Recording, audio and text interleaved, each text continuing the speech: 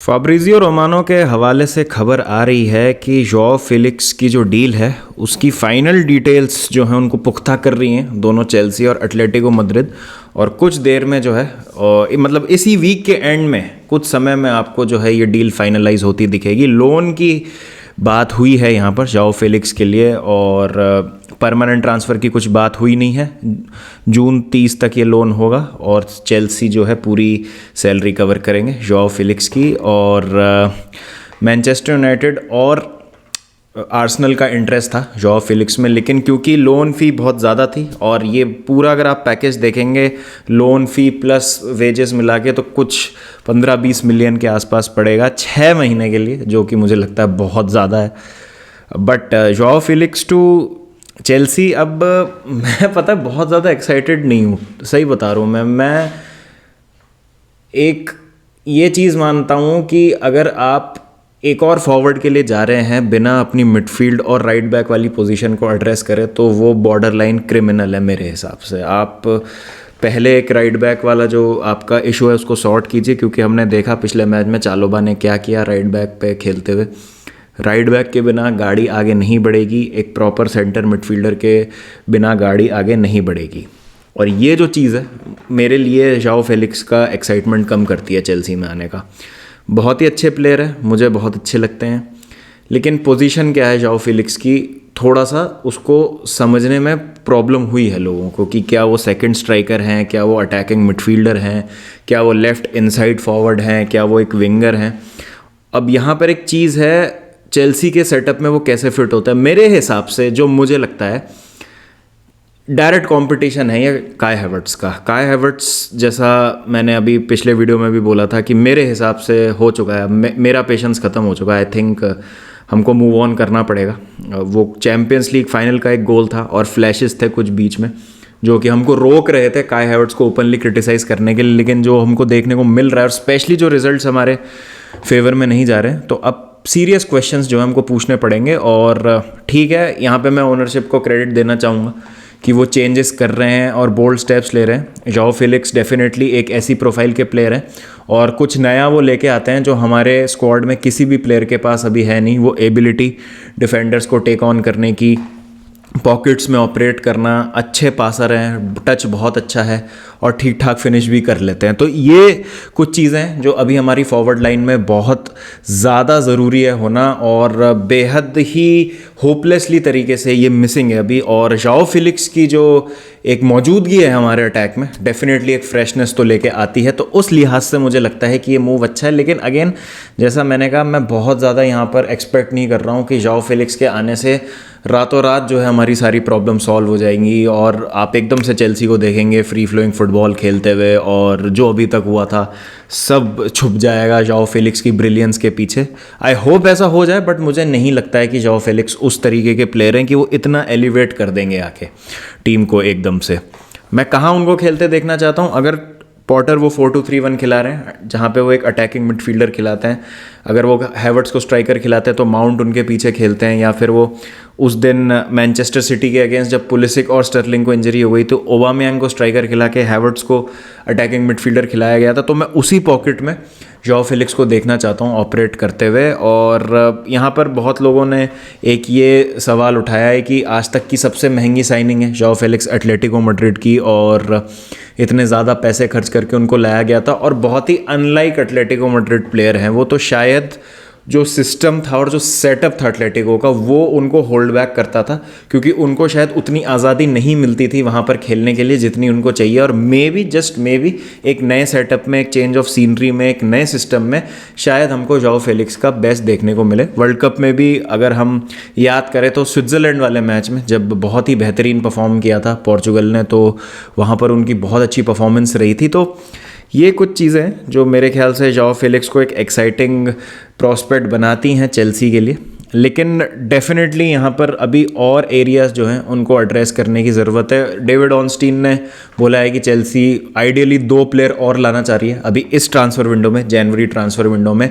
Meanwhile एक PSV Eindhoven के winger हैं उनसे भी जो है चेल्सी का आज लिंक आया है, नॉर्डी मोड्यूके, जो भी इनका प्रोनाउंसिएशन है, आई एम सॉरी अगर मैंने प्रोनाउंसिएशन इनका बुचर कर दिया हो थोड़ा सा। फिर मार्कस थुरम से भी जो है यहाँ पे चेल्सी का लिंक आ रहा है। यहाँ पर मुझे समझ नहीं आ रहा कि इतने सारे आप फॉरवर्ड्स के पीछे जा क्यों रहे हैं, बिना अपनी जो मेन चीज़ है उसको एड्रेस करें। जो मेन आपके पेन पॉइंट्स हैं उनको तो आप एड्रेस कर नहीं रहे हैं। अब वो मिकाइलो मुद्रिक के पीछे जा रहे थे आप आर्सेनल को डराने के लिए कि हम मूव हाईजैक कर लेंगे। यहाँ पर आपने, चलिए हाईजैक तो मैं क्या बोलूँ, मेरे हिसाब से यूनाइटेड और आर्सेनल ने स्टेप बैक कर लिया है, क्योंकि लोन फी मेरे हिसाब से बहुत ज़्यादा है। चेल्सी ने फिर ओवर पे कर दिया है, लेकिन मे बी ये एक डेस्परेट मूव है फ्रेश करने के लिए अटैक को, क्योंकि आप देख सकते हैं जैसे पुलिसिक को इंजरी हो गई है, रहीम स्टर्लिंग को इंजरी हो गई है, और जितने भी बाकी हमारे फॉरवर्ड्स हैं वो कुछ खास नहीं कर रहे। फॉरवर्ड्स का पूरी टीम ही कुछ खास नहीं कर रही। Hence my lack of excitement for this signing. तो वो वाली बात है कि जाओ फिलिक्स आके कुछ अगर नया करते, क्योंकि हमने देखा डेट्रो फोफाना है जैसे जो नए स्ट्राइकर चेल्सी ने साइन किए हैं, फिर जाओ फिलिक्स आते हैं, इसी बीच हम ओमारी हचिंसन को टीम में इंक्लूड करें, तो ये एक रिलेटिवली नया अटैक बनता है, और ये मेरे ख्याल से एक मच नीडेड स्पार्क जो मिसिंग है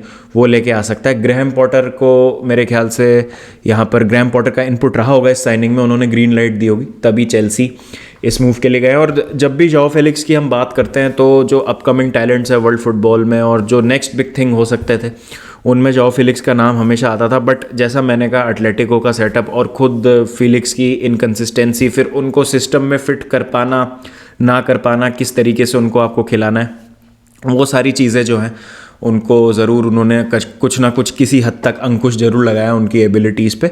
बट जैसा मैंने कहा, बहुत मेरे हिसाब से अगर देखिए यहाँ पर चेल्सी के लिए सब सही चल रहा होता ना और डिसेंट हमारा सीज़न जा रहा होता, और फिर मैं कहता कि यार हमको एक ना नए और अलग प्रोफाइल के अटैकर की ज़रूरत है, जो अभी हमारी टीम में करंटली है नहीं है, कोई वैसा कुछ कर नहीं पा रहा है जो अटैकर्स मौजूद हैं हमारी टीम में, और फिर हम फेलिक्स को लाते, तो मैं कहता कि हाँ ठीक है, प्रोवाइडेड कि हमारी बाकी सारी चीज़ें एड्रेस्ड होती है, स्पेशली हमारा सेंटर मिडफील्ड एरिया और राइट बैक का जो हमारा एरिया है। हाँ, हमने सेंटर बैक वाली जो पोजीशन है उसको हमने एक नई साइनिंग से भर दिया है फिलहाल के लिए, बेनवा बदियाशील, जैसा हमको पता है। और ऐसे ही रिपोर्ट्स आ रही हैं कि लीवाई कॉलविल, जिनको ब्राइटन पे भेजा गया था लोन पे, ग्रैहम पॉटर ने ही साइनिंग जो की थी लीवाई कॉलविल की चेल्सी से ब्राइटन के लिए, वहाँ पर मुझे लगता है कि उनको नेक्स्ट सीज़न मेरे ख्याल से इंटीग्रेट किया जा सकता है टीम में, और प्लान्स हैं उस इंटीग्रेशन के, क्योंकि Thiago Silva most probably move on कर जाएंगे और he has been an excellent servant to the club. तो देखते हैं उस डायनेमिक्स को हम कैसे सॉल्व करते हैं और क्या हम देख सकते हैं फ्यूचर में साइनिंग्स को लेके चेल्सी से। लेकिन जाओ फेलिक्स अगेन अच्छी साइनिंग है, अच्छे प्लेयर हैं, नयापन लेके आते हैं, और एक स्पार्क जो मिसिंग है वो ज़रूर लेके आएंगे। लेकिन स्पार्क जैसा मैंने कहा अभी क्या है, मतलब स्पार्क की जब हम बात करते हैं ना, तो ठीक है एक सिस्टम चल रहा होता है, लेकिन उसमें कुछ चीज़ मिस होती है। अभी तो पूरा सिस्टम ही कुछ भी नहीं है, ज़ीरो है सब कुछ इस समय। अब ज़ीरो में आप कुछ हल्का सा कुछ ऐड कर देंगे तो फिर भी वो बहुत कम रहेगा, जितना आपको करना है उससे काफ़ी कम रहेगा अभी, तो इसीलिए एक्साइटमेंट थोड़ी कम है। आई होप जो मैंने मतलब जिस तरीके से मैं इस सिचुएशन को इंटरप्रेट कर रहा हूँ कि आप 3 नए अटैकर्स है, फोफाना, जाओ फेलिक्स और ओमारी हचिंसन, मतलब यार मतलब Sterling, Pulisic, Kai Havertz, Mason Mount सब इतना ख़राब खेल रहे हैं, या इसमें मैनेजर की गलती है, जो भी है इस चीज़ को सॉर्ट करना बहुत ज़्यादा ज़रूरी है। Maybe, just maybe, João Felix can be that catalyst. आपकी क्या राय है साइनिंग पे? Please do let me know in the comment section. And do you think Chelsea are again overpaying, जो मुझे लग रहा है कि दे आर, और क्या आपको लगता है कि ये हमारी प्रॉब्लम्स सॉल्व कर देंगे? क्योंकि जाओ फेलिक्स, और अगर मैं बात करूँ ना केवल जाओ फेलिक्स की, बट अगर हम कॉन्टेक्स्ट में देखें तो बहुत सारी जनवरी साइनिंग्स हुई हैं जिन्होंने एकदम से जो टीम स्ट्रगल कर रही थी या उतना अच्छा नहीं खेल रही थी, उसका लेवल वो उन्होंने बढ़ा दिया, 2 या 1 नॉच वो ले गए उस टीम को ऊपर। मेरे को लास्ट जो जनवरी ट्रांसफ़र याद आ रहा है, मतलब अभी ऑब्वियसली बहुत अच्छे अच्छे जनवरी ट्रांसफर्स भी हुए हैं पिछले कुछ विंडोज़ में, बट ब्रूनो फर्नांडिस की जो साइनिंग की थी मैनचेस्टर यूनाइटेड ने स्पोर्टिंग से जनवरी में, 2021 का जनवरी था वो, 2020 का जनवरी था, तो वो एक साइनिंग थी जिसने डेफिनेटली बहुत ज़्यादा एलिवेट कर दिया था, और एकदम से यूनाइटेड जो है बहुत अच्छा खेलने लग गई थी, and Bruno Fernandes was at centre of everything. तो maybe, just maybe, João Felix से हम कुछ वैसा एक्सपेक्ट कर ले। लेकिन अगेन जैसा मैंने कहा, कॉन्टेक्स्ट हमको उस लेवल तक पहुंचने के लिए पहले अपने बेसिक्स जो है उनको सही करना पड़ेगा, कुछ फुटबॉल खेलना हमको स्टार्ट करना पड़ेगा, तभी फिलिक्स इस सिस्टम में कुछ कर सकते हैं। और जैसा उसमें रिपोर्ट भी किया था डेविड ऑनस्टीन ने कि अपील कर रहा है जाओ फिलिक्स को चेल्सी का प्रोजेक्ट। अब उन्होंने क्या बताया है और क्या फ्यूचर प्लान्स हैं वो तो वक्त पे ही पता चलेगा हमको, जैसे जैसे चीज़ें आगे बढ़ेंगी तभी पता चलेगा। लेकिन देखते हैं आगे क्या होता है। आपके क्या थॉट्स हैं, please do let me know in the comment section. आप इस पूरी सिचुएशन को कैसे देखते हैं, एंड एज चेल्सी फैंस आपको क्या लगता है कि और कौन सी साइनिंग्स हैं, क्या प्लेयर्स हैं जिनको हमको टारगेट करना चाहिए। चलिए फिर मिलते हैं नेक्स्ट वीडियो के साथ। ध्यान रखें अपना, take care and don't forget to keep the blue flag flying.